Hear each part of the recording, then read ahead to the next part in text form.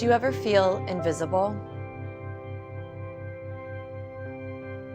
Have you ever had one of those days where it feels everyone dodges their gaze and you slowly just disappear into the crowd? I feel that way sometimes. I imagine that's how someone homeless might feel every day that they spend on the streets trying to survive on their own.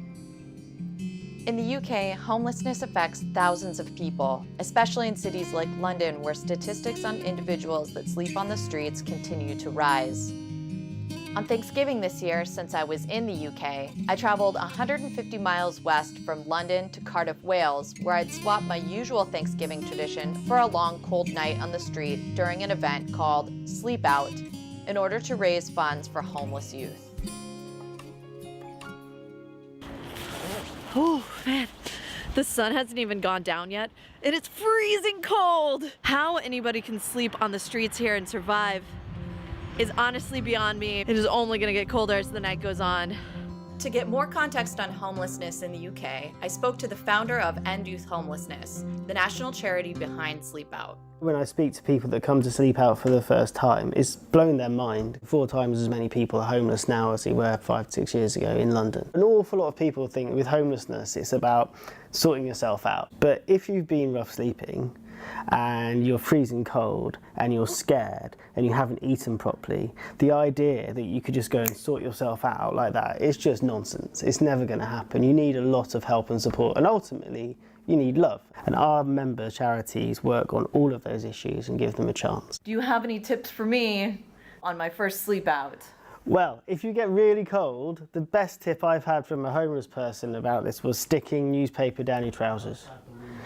Well, I will check back in with you when it's over to let you know. Yeah, I want to know how you go. After our meeting, I tried to find tips for building a warm shelter out of cardboard, hoping that would help me during sleep out. But nothing came up except stuff about cats, like, can a cat freeze to death, and DIY outdoor cat condos. This was gonna be tough. I booked into a hostel just so I could have a place to keep my stuff overnight. And it's actually so cold in this room that I've been lounging around in my jacket in here as well. I can't believe what it's going to be like outside. Clearly, Cardiff is not exactly the #1 tourist destination of all time this time of year. I'm in an 8-bed dorm by myself.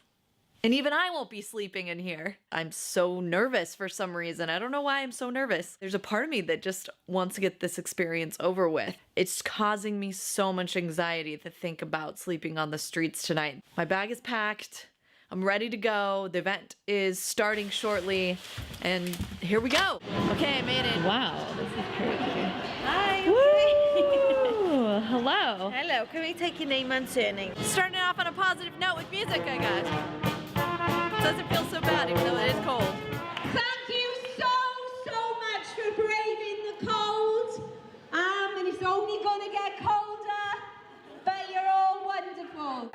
So there's presumably a contest about who can build the best shelter. The energy in here is so crazy chaotic because everyone's trying to get their shelters done really quickly. It feels like Black Friday at Walmart, the way that people are running around. Oh.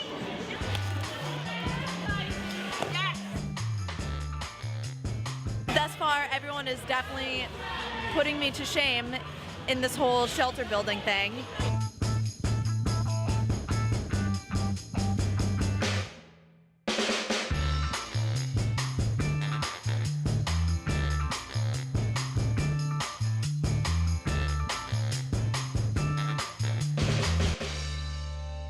I've made it this far through the night. Even inside where all the festivities are happening, it is cold. So I've just been freezing for hours. I've talked to a few different people, so that's kind of helped the loneliest factor of spending Thanksgiving by myself. But it's hard when everyone's come here with a team. I guess I can appreciate the entertainment because it's keeping our morale high before we take to our shelters and try to sleep outside and not freeze to death. But it feels, I guess, to me in the mood that I'm currently in, a little contradictory. I'm just not as in the mood to celebrate. Well, now time to try and hit the hay. I just climbed into my shelter. So I'm really quite thankful to have this shelter right now. The other thing I'm really thankful for is that I am not claustrophobic. There's literally no space. I am gonna try to get some sleep tonight and see if I make it. Well, I can't even put the camera in here. Ugh, so uncomfortable. Forget everything that I said about this potentially being okay, because it's not.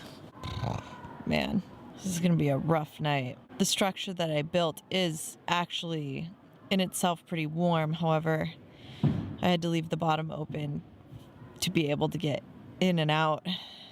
That means that my feet are kind of exposed to the cold, and that all of that cold air is rushing in and basically just filling this space with cold air. I can't believe that under all of this, I am still cold. I didn't mention this earlier, but I am wearing a jacket, a vest, a zip-up, a sweatshirt, and a long-sleeve shirt, this beanie, and another hat underneath. I'm wearing stockings underneath my jeans, and I got boots on in my sleeping bag. Ugh, this sucks. Right about now, it's dinner time in the US, which means all of my friends and all of my family members are sitting around the table together. I feel like I should be there because I'm so far from home in another time zone in this freaking cardboard box. Man, I don't know why I'm doing this. Okay, back to trying to sleep.